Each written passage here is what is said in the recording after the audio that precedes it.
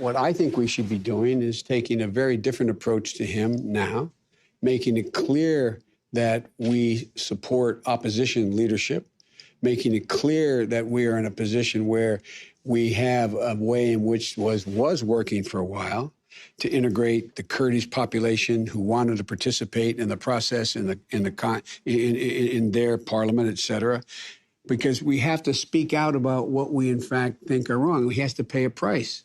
He has to pay a price for whether or not we're going to continue to sell certain weapons to him. In fact, if he has the air defense system that they're flying F-15 through to see how they can try to figure out how to do it. So I'm very concerned about it.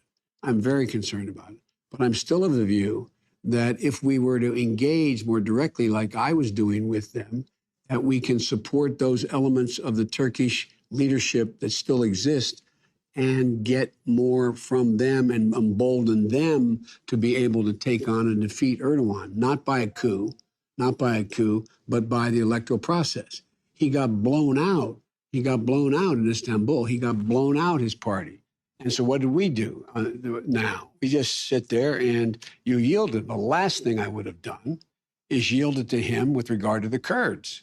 The absolute last thing. And I had a couple of those meetings with them about the Kurds, and they did not clamp down at the time. And anyway, so we have to make it clear that if they're looking to, because at the end of the day, Turkey doesn't want to have to rely on Russia. They've had a bite out of that apple a long time ago. But they got to understand that we're not going to continue to play with them the way we have. So I am very concerned.